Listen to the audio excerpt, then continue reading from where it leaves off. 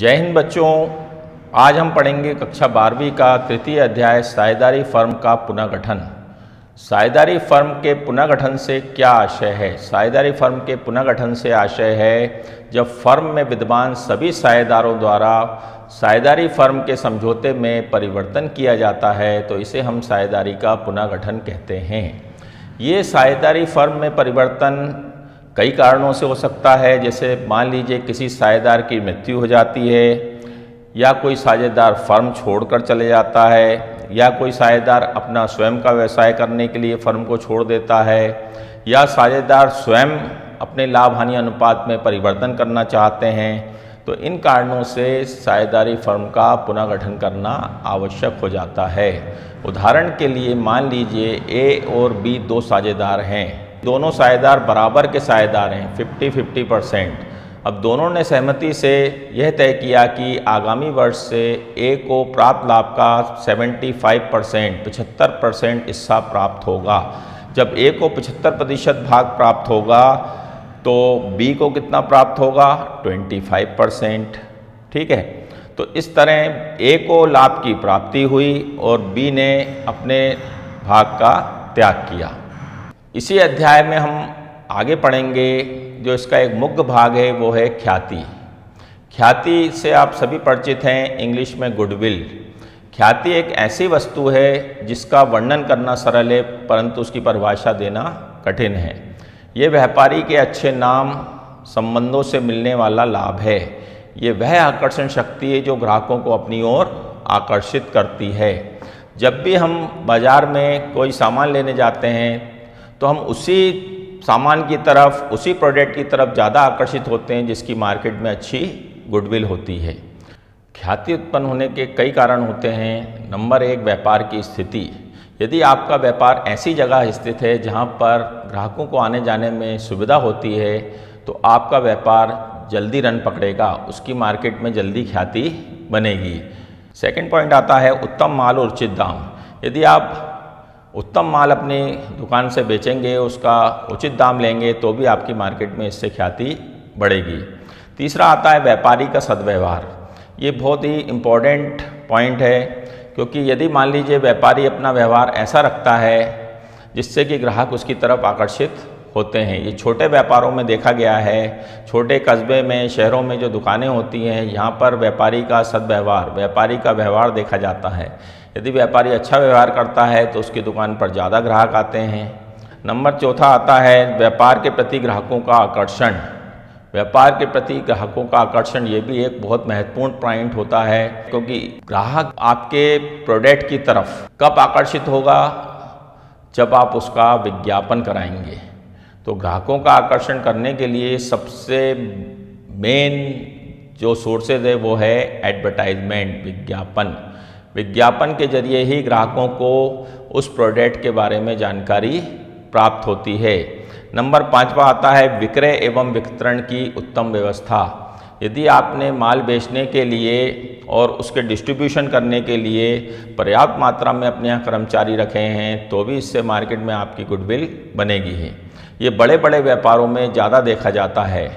Automobile वाले business हो गए, सुपर बाज़ार हो गए, है ना, इस पर यदि आप होम डिलीवरी प्रोवाइड करा रहे हैं तो इससे भी आपकी मार्केट में गुडविल बनेगी। 6वां पॉइंट आता है कार्यकुशल एवं कर्तव्यनिष्ठ कर्मचारी।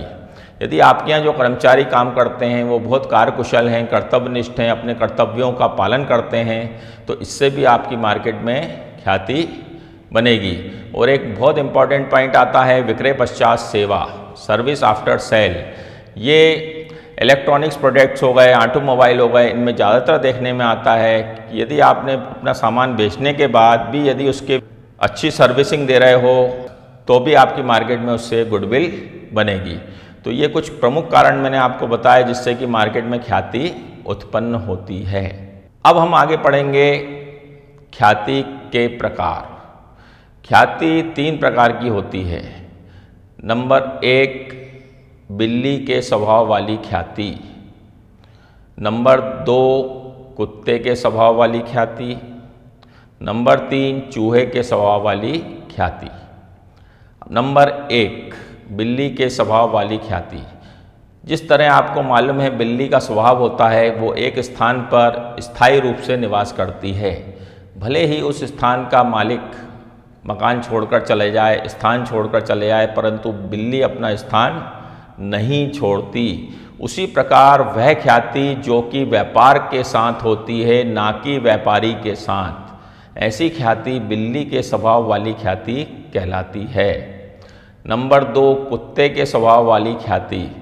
कुत्ते का स्वभाव से सभी अच्छी तरह परिचित हैं। कुत्ता बहुत वफादार जानवर होता है, जहाँ मालिक जाता है कुत्ता भी उसके साथ जाता है। ठीक है, उसी प्रकार वह ख्याति जो कि व्यापारी के नाम के कारण व्यापार में होती है, ना कि व्यापार के कारण, तो यह ख्याति कुत्ते के स्वभाव वाली ख्याति कहलाती है। नंबर 3 आता है चूहे के स्वभाव वाली ख्याति। चूहे का स्वभाव होता है वो इधर उधर चलता रहता है। उसी प्रकार वह ख्याति जो कि अपना स्थान बदलती रहती है, चूहे के स्वभाव वाली ख्याति कहलाती है। अब हम आगे बात करेंगे ख्याति के मूल्यांकन की विधियाँ। ख्याति के मूल्यांकन की कुछ प्रमुख विधियों में पहली विधि आती है औसत लाभ विधि, नंबर 2 पूंजीकरण विधि, नंबर 3 अधिलाभ विधि, नंबर 4 वार्षिकी विधि।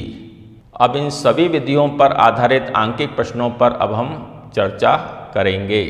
प्रथम विधि है औसत लाभ विधि। औसत लाभ विधि में ख्याति की गणना करने के लिए जो हम फार्मूला यूज़ करते हैं वो है goodwill equal to average profit into purchase of year. Average profit, average सभी ने छोटी कक्षाओं में पढ़ा हुआ है। जितने साल के प्रॉफिट दिए हैं उन सबका टोटल करके उतने से डिवाइड करेंगे तो वो निकलेगा एवरेज प्रॉफिट। इन केस यदि कोई लॉस आता है तो वो हम उसमें से माइनस कर देंगे। और परचेज ऑफ ईयर, क्रय के वर्ष, जितने वर्षों के परचेज पर गुडविल निकालने का बोला जाएगा हम उतने वर्षों के क्रय पर गुडविल का मूल्यांकन करेंगे।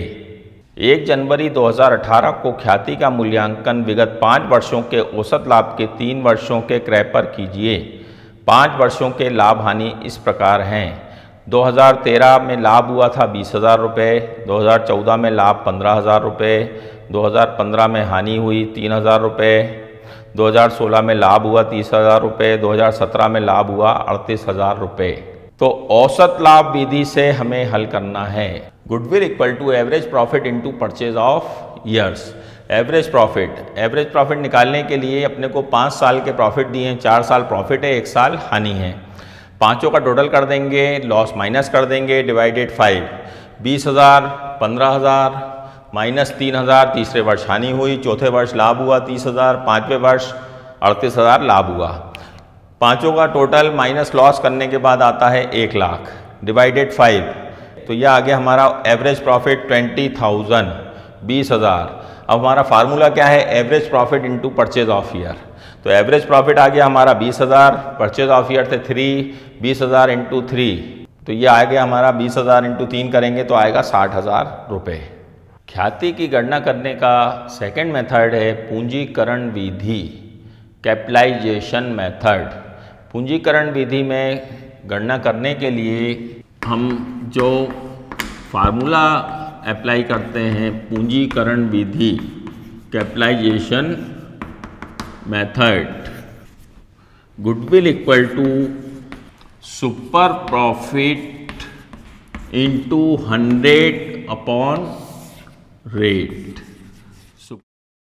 Super profit into 100 upon rate. Super profit अधिलाभ। सुपर प्रॉफिट हम फिर कैसे कैलकुलेट करते हैं, तो सुपर प्रॉफिट निकालने के लिए हम इसमें फिर एक और फार्मूला लगाते हैं। Super profit equal to average profit minus normal profit. Average profit अभी अपन ने डिस्कस किया था, जितने वर्ष के प्रॉफिट दिए उनका टोटल करके उतने से डिवाइड करेंगे तो क्या निकलेगा, एवरेज प्रॉफिट। बट ये नॉर्मल प्रॉफिट, सामान्य लाभ, नॉर्मल प्रॉफिट क्या है, तो नॉर्मल प्रॉफिट निकालने के लिए इसमें हम फिर एक फार्मूला अप्लाई करते हैं, सब फार्मूला।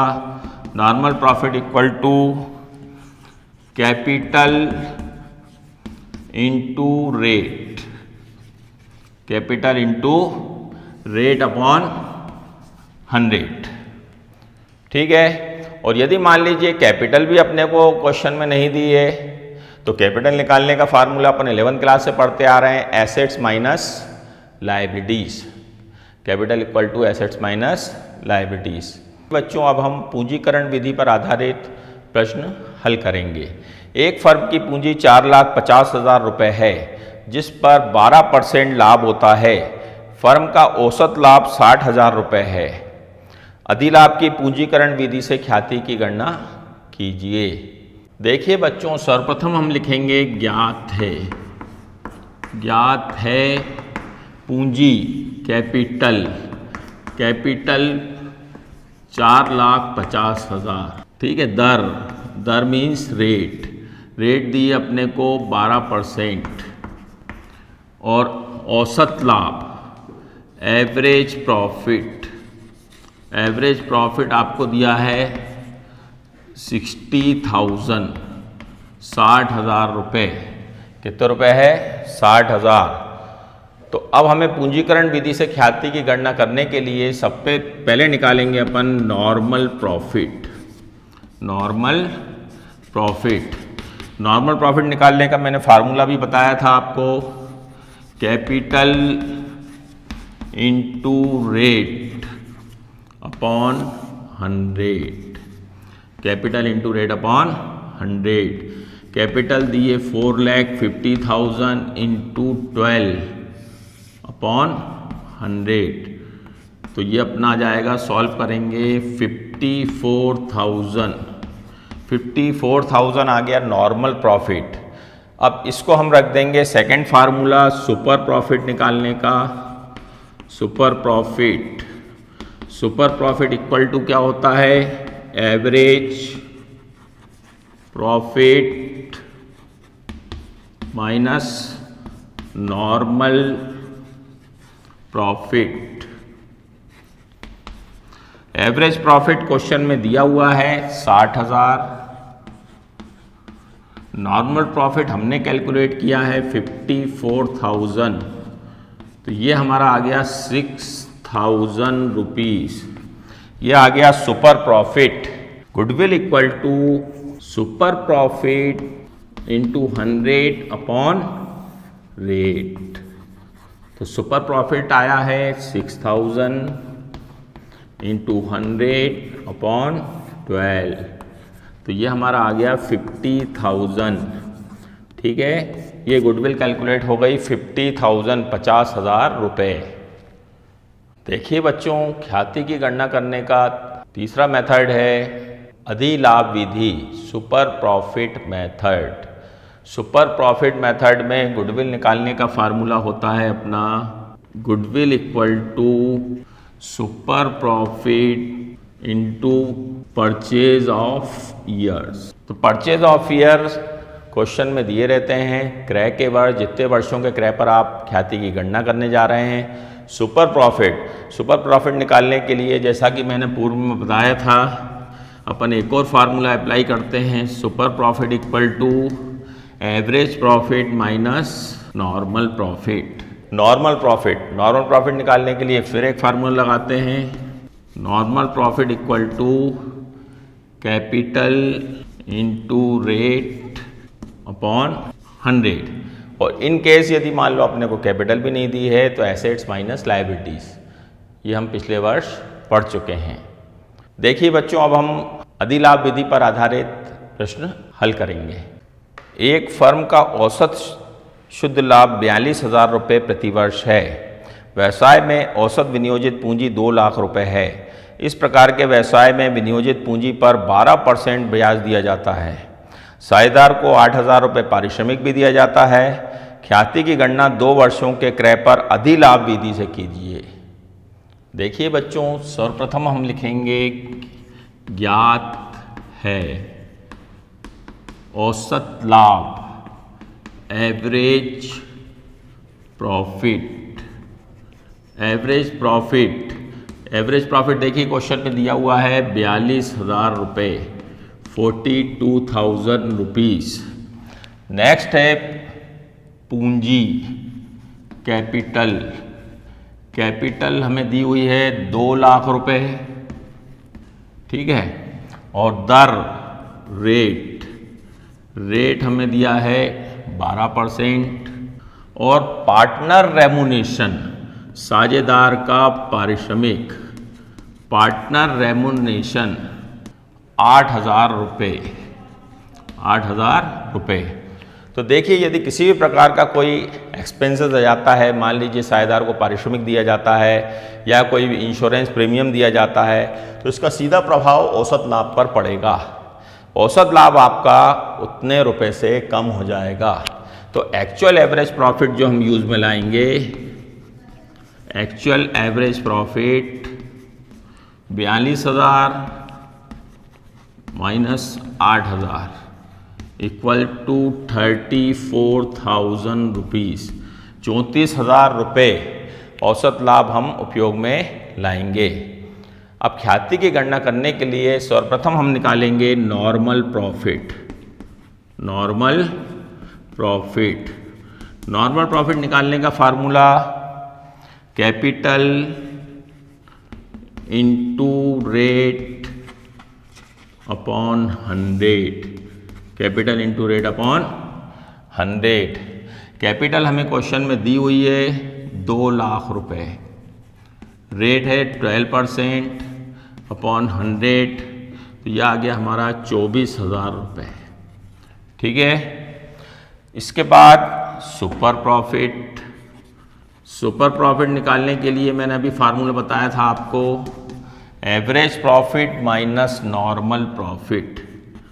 क्या होता है? Average profit minus normal profit, average profit minus normal profit.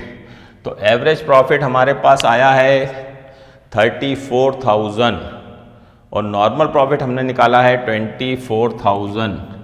तो 34,000 माइनस 24,000 इक्वल टू 10,000 रुपीज़। ये हमारा आ गया सुपर प्रॉफिट। अब गुडविल कैलकुलेट करने का फार्मूला भी आपको अच्छी तरह मालूम है, goodwill equal to super profit into purchase of year, super profit into purchase of years. तो सुपर प्रॉफिट हमारा आया है 10,000 into purchase of year question में दिए हुए हैं 2, तो इस प्रकार हमारी गुडविल आ गई 20,000। बच्चों अब हम ख्याति निकालने की अंतिम वार्षिकी विधि पर चर्चा करेंगे। वार्षिकी विधि, एन्युटी मेथड। इस मेथड में गुडविल निकालने का जो फार्मूला होता है, goodwill equal to super profit into annuity rate. Super profit से आप भली भांति परिचित हैं। मैंने आपको जब अधिलाभ विधि, पूंजीकरण विधि बताई थी, जब आपको बताया था सुपर प्रॉफिट कैसे कैलकुलेट करते हैं, average profit minus normal profit. और नॉर्मल प्रॉफिट कैसे कैलकुलेट करते हैं, कैपिटल इंटू रेट अपॉन 100। लेकिन ये एन्युटी रेट क्या है? एन्युटी रेट होता है जो 1 रुपये की प्रेजेंट वैल्यू जो चल रही है वर्तमान में, वो प्रेजेंट वैल्यू होती है एन्युटी रेट। एक फर्म की विनियोजित पूंजी 1,50,000 रुपये है। सामान्य लाभ की दर 10% है। 1 रुपये का 3 वर्ष का 10% की दर से वर्तमान मूल्य दिया है 2.48685। ये हो गई प्रेजेंट वैल्यू, है ना, एन्युटी रेट। 3 वर्षों का औसत लाभ निकला हुआ दिया है 17,000 रुपये है। वार्षिकी विधि से ख्याति का मूल्य ज्ञात कीजिए। देखिए बच्चों, सर्वप्रथम हम लिखेंगे ज्ञात है, कैपिटल 1,50,000 रुपये, दर रेट क्वेश्चन में दी हुई है 10%, annuity rate 2.48685 and average profit अपने को निकला हुआ दिया है कैलकुलेट करके 17,000। अब जैसा कि मैंने 2 मेथड में बताया था आपको, अधिलाभ विधि, पूंजीकरण विधि में सबसे पहले हम गणना करना चालू करते हैं नॉर्मल प्रॉफिट। पहले हम क्या निकालते हैं? Normal profit. तो नॉर्मल प्रॉफिट निकालने का formula capital into rate upon 100, capital into rate upon 100। Capital दिए 1,50,000 इंटू 10 अपॉन 100, तो ये अपना आ जाएगा 15,000, 15,000 रुपये। ठीक है, अब आता है सुपर प्रॉफिट।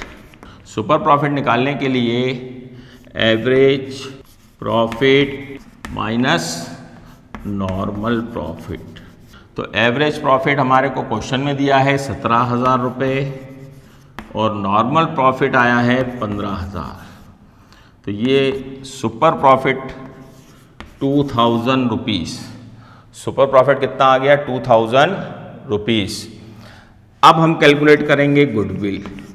जैसा कि मैंने गुडविल निकालने का फार्मूला आपको बताया था, super profit into annuity rate. Super profit अपना आया है 2,000 इनटू एन्युटी रेट अपने को दिए है 2.48685।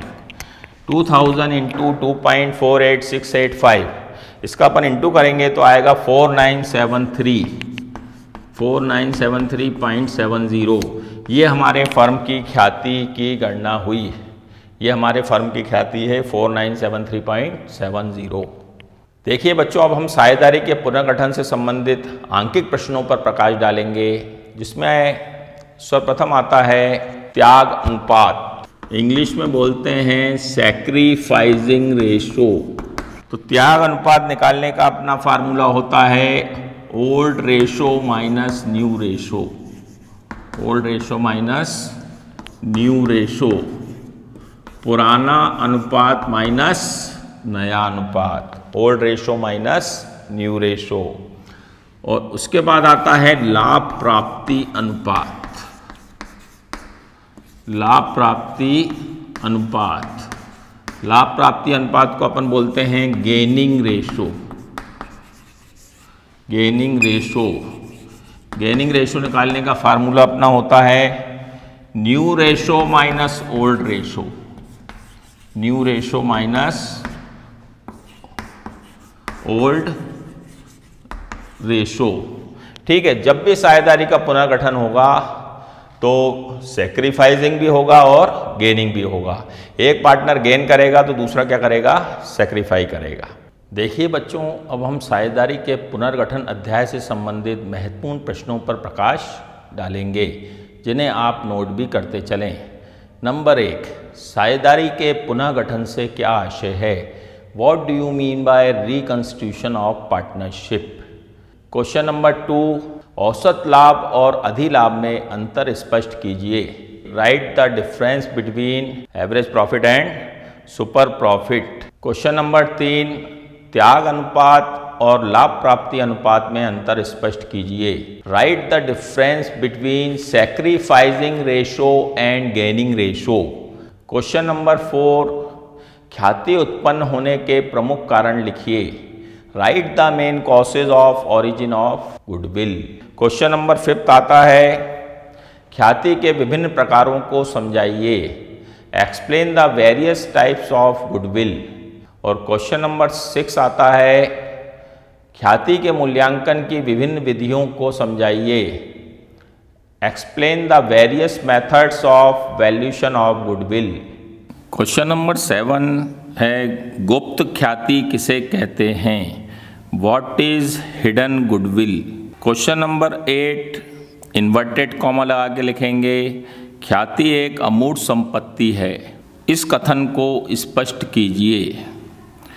Goodwill is an intangible assets. Clarify this statement. Question number 9 त्याग का अनुपात क्या है? What is sacrificing ratio. तो आपने देखा बच्चों, हमने साझेदारी के पुनर्गठन से संबंधित सभी प्रश्नों को लिखा, हल किया। तो आप इन प्रश्नों को अभ्यास